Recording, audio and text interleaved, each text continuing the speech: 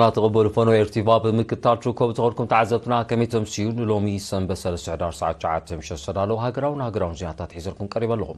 نمكتالكم بغير زعدم صحاتكم تسنح ميكا على حرقو فلما قم بكنات وتاتو بفلم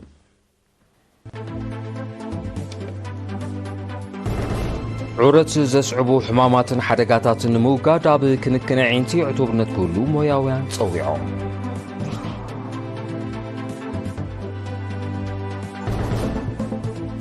أب عد غيح أب تردك أنستيو أب مربات لمعزة كورة سيمينار تخيلو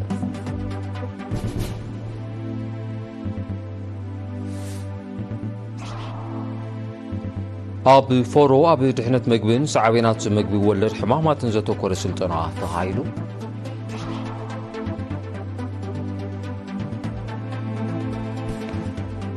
أب زيناتات وصاي أمريكا نيكلساو أطوار زوادة لن دبدبتي نفرتي ناب ماكلا مبراكت لخوصينا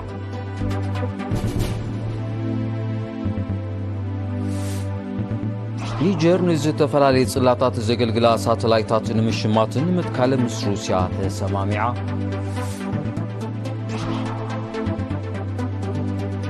متتاو هاجرات معراب نكينات يوكرين زغفان فت كمزت حزو سلوفاكيا وقصا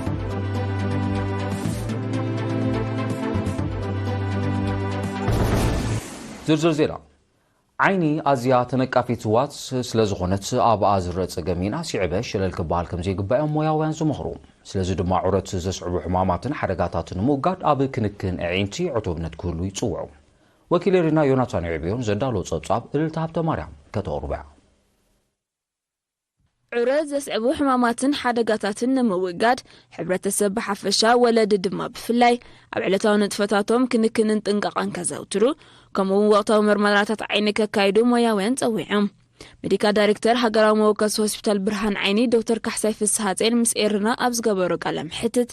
عيني ازياتا نقافيت هو سلازخونت اب ازرا صقامين اسعبه شلل كبال كم زي قبا بمزخخر اب عينو زينبر مقياح وي قانزا زستبحله تقلاطيفنا بزقربه تكال طعنا بمخار مخرن حكمنا ورديتن كركب اتحساسيبو ابز حلفت شعات اوارح ابت هوسبيتال لعل 50 حننشو حمومات اغلغلوت كم زرخبو زحبره دكتور كحساي كابزيوم لعل 3000 كبيد مطوحتي زبزح ناي كاترات حدا شحن 300 دما فوكس مطوحت كم تجبرلو من وصيت عوت مخانون ابريهم حفشاوي 50 حدا شحن 263 اب او بي دي ترايمي كابزيوم حدثتي 27950 كون كلو بتدغاغم مستحكمها 22913 ازي نتوم بدغه تحكيمهم زخدو ابانا زيدقسي اجيتهم دقيسهم تحكموا اب كلته يمقلوا مطبحتاو حكمنا زدليومن بمدهانيت طرح زحكمون اللونا اجيت زبز حياتي ناي مطبحتاو حكمنا ايو كابزيهم لعل 3000 زخونو كبد زبل مطبحت زتقبرلهم يم كابو انت زبزحي كاتراكتي نيرو لما عملت مسنا يسرح مشارخت بمتحبر فلي حكمنا متكا كورنيا مالت مستيات عينين 18 سبات كم تخيد تقيسو دما عقم سبب مسارحتاتن بزغبر زله غزيف وفري زوهاب اغلغلوت امصاون بعينتن متنن ان معبله كم زمت قاليتهم دعمز قرفري تزغبرت ناي كورنيا ترانسبلانت مس مشارختنا ناي دغه بمتحبر مصيوم غيرومنا حجي زي مستيات عيني حبلاز نبورم بسنك مهارم تديو بسنك زخونه حيزوملنا زموصو اب هوسبيتالنا خوينو غيروم حجي زي بزح كاو عوتي نيرو نمجمريا غزي خا اب هاجر ايرترا انا ترانسبلانت زغبر دلو زي حجون مدبالنا نور حاده زموصو كلونايم من سياسة مويا حكمنا بجيدهم تقلقلت جنينهم زرعي حمامات بقول لتريت زسعبو كم اون قلاكومان كاتاراكت المخانم بمحبار ببجيزي زوار زلو زمنا مسارحتات اب اصالتهم بقعتن زوها بقلقلوت عبي استواط يقبر كم زلو ابرهم ابتي ممرمر خبلتات تغيروا زلو مسارحتات كم زن ريت انا بعرفش بزعيو التكنولوجي دك احم تكالوت عدم سرحو زلو دارغا معري من خيدا لنا مسوم سم عرم عرينا خيزرنا صبو اكايدا صفه سراح بزح نغبرنا أما وداتا حلف مكتتار وشتاو بقعات هوسبيتال برهان عيني آتو قبر إزقابير حيلة ዝውሃብ ኣገልግሎት ንምምሕያሽ ቀጻሊ ጻዕሪ ይካየድ ከም ዘሎ ብምሕባር ዝኾነ ግድለት ምዝርአ ድማ ንምእራሙ ዘሎ ቅርብነት ኣረጋጊጹ ዝካየድ ንጥፈታት ኣብዚ ሆስፒታልና ብካታራክት ዝመጽእ ረኽሲ ናይ ዓይኒ መጥባሕቲ ኣብ ሰሙን ክሳብ ን9 ዝኣኽሉ ሰባት እናገበርና ኢና ንኸይድ 9 በብመዓልቱ ካብ ሶኒ ክሳብ ዓርቢ ዘሎ ግዜ 9 ሰባት ኣብ ሰሙን ንገብር እዚኦም ሓደ መዓልቲ ደቂሶም ኣብ ካልኣይ መዓልቲ ገዝኦም እዮም ዝፋኑ ሳብ ሕጂ ረኺብና ዘለና ውፅኢት ናይ ኩነታት ዓይኒ ካታራክት ብጣዕሚ ጽቡቕ ለዚ ኣብ ተወፋይነትን ናይ ስራሕ ንጥፈትን ናይ ኣባላት ክትሪኦ ከለኻ ድማኒ ዝለዓለ ናብ ካልእ ዜና ዝሰግራሉና ኣብ ዞባ ሃበሮ ነበርቲ ምምሕዳር ከባቢ ሃበሮ ጻዕዳ ብመንግስቲ ዝተዋደደሎም ፕሮጀክት ማይ ንዝጸንሖም ጸገም ብምፍታሕ እፎይታ ከም ዝፈጥረሎም ገሊጾም ንሳቶም ነዚ ገለጹ በኣስታት 8 ሚልዮን ናቕፋ ተዋዲዱ ብ10 ጥቅምቲ 2024 ዝተመረቐ ፕሮጀክት ንዝፈጠረሎም ርጋት ብምጥቃስ እዩ ኣቐዲሞም ናብ ርሑቕ ቦታ ተጓዒዞም ውሕስነቱ ዘይተረጋገጸ ማይ ክሰትዩ ምጽንሖም እዚ ድማ ጉልበታዊ ሃልክን ጥዕናዊ ሳዕቤናትን ከም ዝነበሮ ብምጥቃስ ነዚ ንዝቐንጠጠ ፕሮጀክት ንምውሓስ ኣበርቲዖም ከም ዝሰርሑ ሓቢሮም ኣመሓዳሪቲ ምምሕዳር ከባቢ ኣቶ መሐመድ ሐመድ ዑመር ኣብ ዝሓለፉ ዓመታት ምንጪ ማዮም ናብ ጨዋን ብምቕያሩ ክሽገሩ ምጽንሖም ብምዝካር እቲ ዝተመረቐ ፕሮጀክት ንዝጸንሖም ጸገማት ሙሉእ ብምሉእ ፈቲሕዎ ከም ዘሎ ኣብርሂቦም ኣብዚ ግዜ እዚ 3 መዕደሊ ንቑጣታት ተዋዲዱ ህዝቢ በቐረባ ጽሩይ ማይ ክሰትዩ በቂዑ ምህላው ዝገለጸ ኣቶ መሐመድ ሐመድ ውሕስነቱ ንምርጋጽ ኮሚቴ ወፂኣ ክትነጥፍ ጀሚራ ከም ዘላ ኣፍሊጦም መምሕዳር ከባቢ ሃበሮ ጻዕዳ ልዕሊ 9500 ነበርቲ ኣለዋ ሓላፊት ጨንፈር ሃማደ ዞባ ደቡብ ወይዘሮ ሰናይቱ ኣፈወርቂ ብ31 ጥቅምቲ ኣብ ከተማ ዓድቂ ሓብተራ ደቂ ኣንስትዮ ኣብ መደባት ልምዓት ዘተኮረ ሰሚናር ኣካይዳ ኣብቲ ልዕሊ 2,000 ነበርቲ ምምሕዳራት ከባቢ ሃዳሙ ሕሸምለ ሓይነባን ዑናበሩን ከምኡውን ሰራሕተኛታትን ተምሃሮ ካልኣይ ደረጃን ዝተሳትፎ ሰሚናር ደቂ ኣንስትዮ ኣብ ትምህርትን ስራሕን ኪነት ወዳዳርነት ብሉጽነት የርያ ከም ዘለዋ ዝጠቐሰት ወይዘሮ ሰናይት ሜዲሰን ክሒላን ንቑሕ ውዳበታትን ከደድላን ተላብያ ተራ ጓል ኣንስተይቲ ኣብ መደባት ልምዓት ካብቲ ኣብ ምምጻእ ናጽነትን ምዕቃብ ልኡላውነትን ዝነበረ ዝፍለ ከም ዘይኮነ ብምሕባር ነዚ ዝበቅዕ ዓቕሚ ንኽድልባ ተሳትፎአንን ብቕዓተንን ኣብ ማእዲ ትምህርቲ ክብ ንምባል ሞያዊ ስልጠናታት ከቐስማን ቁጠባዊ ዓቕመን ክሕይላን ዝተጀመረ ጻዕሪ ብዝለዓለ ከም ዝቕጽል ገሊጻ ሓላፊት ፖለቲካዊ ጉዳያት ወይዘሮ ርግበ ወልደማርያም ቦገና ኣብ ዝመጽእ ኣዋርሕ ምርጫ ቦርድ ሃማደ ክካየድ ስለ ዝኾነ ደቂ ኣንስትዮ ብብቕዓተንን ተወፋይነተንን ዘገልግለአን ከለልያ ኣተሓሳሲባ ኣመሓዳር ዞባ ዓድቂ ሓቶ ሃብታይ ተስፋ ዝግቢግድዩ ብዘይተሳታፍነት ደቂ ኣንስትዮ ሙሉእነት ክህሉ ስለ ዘይክእል ተራ ምምሕዳራትን ናይ ስራሕ መሻርክትን ክዓዝዛ ተሓሳሲቦም ተሳተፍቲ ብወገነን ዝውደብ ሞያዊ ስልጠናታት ቀጻልነት ክህልዎ ኩነታት ደቂ ኣንስትዮ ንምፍላጥ ኣብ 3 ወርሒ ርክባት ክካየድ ዝብልን ካልእን ለባዋታት ኣቕሪበን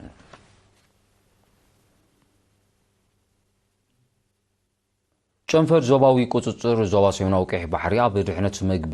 መግቢ ወለድ ሕማማትን ዘተኮረ ስልጠና ኣብ ፎሮ ኣካይዶም እቲ ስልጠና ኣብ ድሕነት መግቢ ንጽህና መግቢ ዕቃበ መግቢ ከምኡውን ጠንቅን ሳዕቤናትን መግቢ ወለድ ሕማማት ዘተኮረ ኮይኑ ኣባላት ምምሕዳር ሕርሻ ጥዕና ሃብቲ ባሕርን ወነንቲ ወሃብቲ ኣገልግሎት ትካላትን እዮም ተሳቲፎሞም ሓላፊ ቤት ጽሕፈት ሕርሻ ኣብ ንኡስ ዞባ ፎሮ ኣቶ ተስፋይ ተወልደ ኣብ ዘስምዖ ቃል ቁጠባዊ መነባብሮ ሕብረተሰብ ንምምሕያሽ ዝካየድ ጻዕሪ ዝበለጸ ውፅኢት ንኽርከቦ ተራና በርክቶን መሻርክቲ ኣካላት ክዓዝዝ ፀዊዖም ብቕዓቱን ድሕነቱን ዘይተሓለወ መግቢ ጥዕናዊ ጸገማት ከም ዘስዕብ ዝሓበረ ወኪል ጨንፈር ዞባዊ ቁፅፅር ኣቶ ቶማስ ደሳለ ብመግቢ ዝስዕቡ ሕማማት ንምክልኻል ብዝለዓለ ክድፋኣሉ ከም ዝግባእ ዘኻኺሮም ተሳተፍቲ ቦጎኖም ኣብ ውሑስ ዘይኮነ ቦታ ዝካየድ ምሕራር ስጋ ቁልጡፍ መፍትሒ ክናድየሉ መሸጣ ብዘይሕጋዊ ኣገባብ ዝኣቱ መድሃኒትን እንስሳ ጸረ ባልዕ ግቡእ ቁፅፅር ክግበረሉ ምንጩ ዘይፍለጥ መዓር ስጉምቲ ክውሰደሉ ከምኡውን ውፅኢት ጸባን ስጋን ዕቱብ ምክትታል ክግበረሉ ዝብል ርእቶታት ኣቕሪቦም ኣካይዲ ስራሕ ምምሕዳር ንኡስ ዞባ ፎሮ ኣቶ ፍሳይ ገብረ ሃዋርያት ኣብ ዝሃቦ መዛዘም ቃል ብቕዓትን ድሕነትን መግቢ ንምርጋጽ ኣብ ዝካየድ ዕማም ምምሕዳር ንኡስ ዞባ ብዝለዓለ ከም ዝሰርሓሉ ኣረጋጊጾም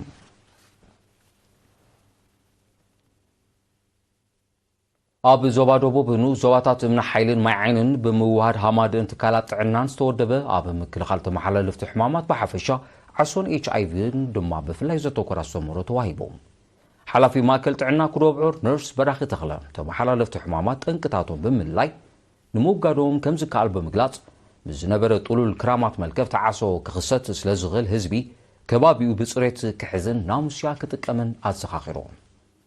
ነፍሰ ጾራት ኣብ ተመሓላለፍቲ ሕማማት ብፍላይካ ኣብ ኤችኣይቪ ዘለወን ንቕሓት ከበርኻ ዝፀውዐ ነርስ በራኺ ናብ ትካላት ጥዕና ብምምላስ ኩነታትን ጥዕና ዕሸላተንን ክፈልጣ ከምኡውን ዝወሃበን ሞያዊ ምኽሪ ኣብ ግብሪ ከውዕላ ተላቢዩ ብዘይካዚ ኣዴታት ኣብ ትካላት ጥዕና ክሓርሳን ህፃናት ደቀ ብግቡእ ከኽትባ ብምዝኻር ንዞባ ማይ ዓይኒ ኣብ እዋን ቀውዒ ዓሶ ዝረኣየሉ ብምዃኑ ነበርቲ ዕቋር ማያት ናይ ምድፋን ስጉምታት ክወስድዋ ተሓሳሲቦም ኣብ ሸንፈር ሃማደ ዞባ ደቡብ ሓላፊት ማሕበረ ቁጠባዊ ኣገልግሎት ወይዘሮ ቅዱሳን መብራህቱ ቦገና ንጓል ኣንስተይቲ ብምንቃሕ ኣፍልጦ ሕብረተሰብ ከም ዝዓቢ ምግባር ስለ ዝከኣል ብሰፊሑ ክስርሓሉ ፀዊዓ ኣመሓደርቲ ናይተን ንኡስ ዞባታት ኣብ ዘስምዕዎ ቃል ንኣገዳስነት ጥዕናዊ ኣስተምህሮታት ኣብ ምክልኻል ሕማማት ብምጥቃስ ኣብ ኣጠቓቕማ ናሙስያ ዝረአ ሸለልትነት ክውገድ ተማሕፂኖም ሃማደ ዞባ ማእከል ኣብ ንኡስ ዞባታት ጋላ ነፍሒ ሰረጃቓን በሪኽን ንሰለስተ ኣዋርሕ በሰራርሓ ማእዛዊ ምግቢ ህፃናት ማለት ዲኤምኬ ዘሰልጠነን 180 ደቂ ኣንስትዮ ኣመሪቖም ብ31 ጥቅምቲ ኣብ ንኡስ ዞባ በሪኽ ኣብ ዝተኻየደ ስነ ስርዓት ሓላፊት ቤት ፅሕፈት ሃማደ ኣብቲ ንኡስ ዞባ ወይዘሮ የሩሳሌም ሃብተ ሰልጠንቲ ካብ 7 ዓድታት ዝተዋፅኣ ኣብ ዕድመ ወሊድ ዝርከባን ትሕቲ 2 ዓመት ዝዕድሚኦም ህፃናት ዘለወን ምዃንን ብምጥቃስ ኣብ ነቑጣታት ፃዓት ዘጋን ፃዕዳ ክርስቲያንን ከም ዝሰልጠና ገሊፃ ሓላፊት ሃማደ ዞባ ማእከል ወይዘሮ ኣለም በላይ ቦገና ዕሹግ ምግብታት ኣብ ጥዕና ህፃናት ንዝኸትሎ ሳዕቤን ብምግንዛብ ማእከላይ ቤት ፅሕፈት ሃማደ ኣብ ዝሓለፈ ዓመት ምስ ሚኒስትርታት ጥዕናን ሕርሻን ሃብቲ ባሕርን ብምውሃድ ካብ መላ ሃገር ዝተዋፅኣ ናይ ኣሰልጠንቲ ስልጠና ከም ዝሃበ ሓቢራ በዚ መሰረት ኣብ ዞባ ማእከል ኣብዚ ሒዝናዮ ዘለና ዓመት ኣስታት 300 ደቂ ኣንስትዮ ከም ዝሰልጠና ድማ ኣብሪሃ ወኪል ሰልጠንቲ ቦገና ዘቐሰሞ ስልጠና ኣብ ቤተን በቕርባ ብዝረኽቦ ኣእካልን ጥረታትን ማእዛዊ ምግቢ ህፃናት ንምድላው ከም ዝሕግዘን ብምግላጽ ተመሳሳሊ ስልጠናታት ብቕጻሊ ክወሃብ ተላቢያ ኣብ ምምሕዳር ዞባ ማእከል ዋና ዳይሬክተር ክፍሊ ማሕበራዊ ኣገልግሎት ኮሎኔል ገብረሃንስ ወልደ ገርግሽን ኣመሓዳር ንኡስ ዞባ በሪኽ ኣቶ ተስፉ ፍስሓ ሓፂንን ድማ ሰልጠንቲ ንኣገዳስነት ናይቲ ትምህርቲ ተገንዚበን ኣብ ከባቢአን ጸለውቱ ብምዃን ናብ ካልኦት ደቂ ኣንስትዮ ከመሓላልፎ ተላቢዮም እዚ ከምዚ ኢሉ እንከሎ በሰራርሓ ዲኤምኬ ዝሰልጠና 120 ደቂ ኣንስትዮ ብ26 ጥቅምቲ ኣብ ንኡስ ዞባ ጋላ ነፍሒ ብ29 ጥቅምቲ ድማ ኣብ ንኡስ ዞባ ሰረጃቓ ከም ተመረቓ እቲ ሓበሬታ የነጽር ዝኸበርኩም ተዓዘብቲ ዝስዕብ ዜናታት ሃገራት ወጻኢ ክኸውን ምክታብኩም ክትቀጽሉ ደጊመ ብኸብሪ ዕድም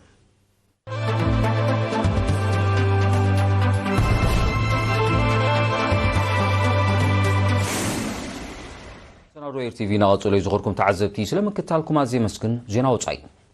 ቅሉላው ዞባ ማእከላይ ምብራቕ እናኸረረ ኣብ ዝኸደሉ ዘሎ እዋን ኣሜሪካ ኒውክለሳዊ ኣጽዋር ዝዋደደለን ስትራቴጂያውያን ደብደብቲ ነፈርቲ ናብቲ ዞባ ከም ትልእኽ ሓቢራ እዚ ሓድሽ ወታደራዊ ተልእኾ ሚሳይላትን ተወሰኽቲ ወተሃደራትን ከም ዘጠቓልል ዝገለጸ ቤት ጽሕፈት ፔንታጎን ክሳብ መወዳእታ ናይዚ ዓመት ተግባራዊ ከም ዝኸውን ኣፍሊጡ እቲ መደብ መቐጸልታ ናይቲ ኣሜሪካ ኣብ ልዕሊ እስራኤል ክስዕብ ንዝኽእል ስጋት ብምግታእ ረብሓታታ ኣብቲ ዞባ ንምውሓስ ክካየድ ፀንሐ ወተሃደራዊ ንጥፈታት ምዃኑ ናይ ቀረባ ተዓዘብቲ ይገልጹ ኣሜሪካ ኣቐዲማ ዓርሞሸሽ መራኽብ ውግእ ዘጠቓለለ ኣሃዱ ናብ ዞባ ማእከላይ ምብራቕ ከም ዝለኣኸት ጸብጻባት ይሕብሩ መምሕዳር ፕረዚደንት ጆ ባይደን እስራኤል ኣብ መወዳእታ 2023 ኣብ ልዕሊ ወሽመጥ ቃዛ ደብዳብ ካብ እትጅምር ንድሓር ጥራይ ልዕሊ 25 ቢልዮን ዶላር ዝግመት ወተሃደራዊ ደገፍ ከም ዝለኣኸላ ይፍለጥ ይኹን እምበር እቲ ደገፍ ኣብቲ ዞባ ንዝተፈጥረ ወተሃደራውን ጸጥታውን ቅሉላው መሊሱ ኣጋዲድዎ ከም ዘሎ ናይ ቀረባ ተዓዘብቲ ይገልጹ እስራኤል ኣብ ልዕሊ ወሽመጥ ቃዛ ሊባኖስ ኢራንን ካልኦት ሃገራት ዞባን ተካይዶ ዘላ መጥቃዕታት ብደገፍ ሃገራት ምዕራብ ብቐንዱኻ ብናይ ኣሜሪካ ምዃኑ ይጥቀስ መንግስቲ ኒጀር ንዝተፈላለየ ጽላታት ዘገልግላ ሳተላይታት ንምሽማትን ምትካልን ምስ ሩስያ ተሰማሚዑ እዚ ብክልተ ሕዳር ኣብ ከተማ ኒያሚ ዝተበጽሐ ስምዕ መንግስቲ ኒጀር ኣብ መራኸቢታት ስነ ፍልጠታዊ መጽናዕትን ጸጥታን ዝዓለማ 3 ሳተላይታት ንምውዳድ ምዃኑ ሰብ መዚ ክልቴን ሃገራት ኣፍሊጦም እትውዕል ሕጽረት መራኸቢታትን ጸጥታዊ ሃጓፋት ኒጀር ኣብ ምቅላል እወታዊ ተራ ክጻወት ከም ዝኽእል እውን ይእመት እቲ መደብ ብዝመጽእ 4 ዓመታት ክትግበር ትጽቢት ከም ዝግበር መንግስቲ ኒጀር ገሊጹ መንግስቲ ምዕራብ አፍሪካዊት ሃገር ኒጀር ምስ ሩስያ ቁጠባዊ ንግዳዊ ጸጥታውን ወተሃደራውን ጽላታት ዘጠቃለለ ስምዓት ክፍርም ምጽንሑ ጸብጻባት ይረዱ ምትእትታው ሃገራት ምዕራብ ንኩናት ዩክሬን ዝኸፈ አንፈት ከም ዘተሓዞ ኣባል ኔቶ ዝኾነ ስሎቫኪያ ወቂሳ ቀዳማይ ሚኒስትር ስሎቫኪያ ሮበርት ፊኮ ሃገራት ምዕራብ ንዩክሬን ዝገብሮ ዘለዋ ወተሃደራዊ ደገፍ ክሳብ ዘይቋረጻት ኩናት ክዓርፍ ከም ዘይክእል ብክልተ ሕዳር ገሊጹ ኩናት ዩክሬን ናብ ኒውክሌሳዊ ውግእ ከየምርሕ ከም ዘስግእ ብምጥቃስ ሃገራት ምዕራብ ብሰላማዊ መንገዱን መፍትሑ ክጽዕራ ጸዊዑ ቀዳማይ ሚኒስትር ሮበርት ፊኮ ሃገሩ እቲ ኩናት ብሰላም ንምዕራፍ ኣብ ዝግበር ዘሎ ጻዕሪ ከም ትጽንበር ብምጥቃስ ካልኦት ሃገራት ተመሳሳሊ ስጉምቲ ክወስዳ ተማሕጺኑሎ ስሎቫኪያ ጥራይ ዘይኮነት ብርክት ዝበላ ካልኦት ኣባላት ኔቶ እውን ተመሳሳሊ ጻውዒት ከቕርባ ጸኒሐን ኣለዋ በኣሜሪካ ዝምራሕ ኔቶ ኩናት ዩክሬን ናብ ረብሑ ንምቕያር ዝልእኾ ዘሎ ገዚፍ ወተሃደራዊ ደገፍ ነቲ ሃገር ናብ ዓሚቕ ቅልውላው ሸሚምዋ ከም ዘሎ ናይ ቀረባ ተዓዘብቲ ይሕብሩ ሩስያ ልዕሊ ፍጥነት ድምፂ ዝውንጨፍ ሚሳይል ዝተዋደደ ላዓር መሸሽ መርከብ ውግእ ናብ ኣትላንቲካዊ ውቅያኖስ ልኢኻ ዕላማቲ ወተሃደራዊ ተልእኾ ህላዋ ኣብ ኣትላንቲካዊ ውቅያኖስ ብምሓዝ ጸጥታ ናይቲ ከባቢ ንምሕላው ከም ዝኾነ ሚኒስትሪ ምክልኻል ሩስያ ሓቢሩሎ እቲ ልምምድ ዘጠቃለለ ተልእኾ ንሓያሎ ዋርሕ ከም ዝጸንሕ እቲ ሚኒስትሪ ኣፍሊጡ ሩስያ ኣብ ዝሓለፈ ወርሒ መስከረም ኣብ ሰላማውን ኣርክቲካውን ውቅያኖሳትን ማእከላይ ባሕርን ዓር መሸሽ መራኽብ ውግእ ዝተሳተፎ ልምምድ ኣካይዳ ምንባራ ጸብጻባት ይረዱ ኣሜሪካን መሻርክታን ማያዊ ጸጋታት ዓለምና ንምብሓት ወተሃደራውን ጸጥታውን ወፍሪ የካይዳ ምህላውን ዝፍለጥ ኮይኑ ነቲ ምንቅስቓስ ብዕቱብ ዝከታተልኦ ሩስያን ህዝባዊ ሪፓብሊክ ቻይናን ዝርከበን ሃገራት ተመሳሳሊ ስጉምቲ ክወስዳ ጸኒሐን ኣለዋ ማያዊ ኣካላት ኪንዮ ንግዳዊ ኣገልግሎቱ ብማዕድናት ባህርያዊ ጋዝ ነዳድን ካልእ ጸጋታትን ሃብታም ብምዃኑ ስትራቴጂካዊ ኣገዳስነቱ ልዑል ከም ዝኾነ ዝፍለጥ እዩ ዜናታት ንምዛም ቀንዲ ነጥብታቱ ክደግመልኩም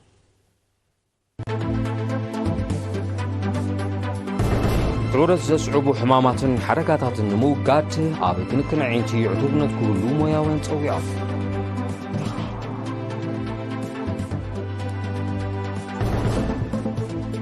ኣብ ዓዲ ቀይሕ ኣብ ተራ ደቂ ኣንስትዮ ኣብ መደባት ልምዓት ዘተኮረ ሴሚናር ተኻይዱ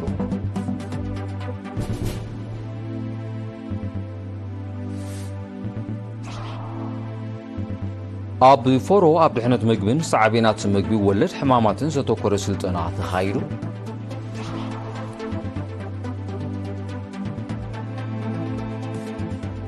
ኣብ ዜናታት ወጻኢ ኣሜሪካ ኒውክሌሳዊ ኣጽዋር ዝዋደደለን ደብደብቲ ነፈርቲ ናብ ማእከላይ ምብራቕ ክትልእኽ ወሲና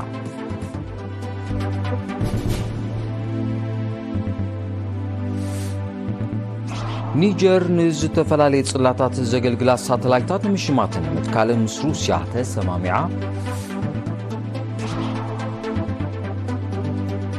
ምትእትታው ሃገራት ምዕራብ ንኩናት ዩክሬን ዝኸፈ አንፈት ከም ዘተሓዞ ስሎቫኪያ ወቂሳ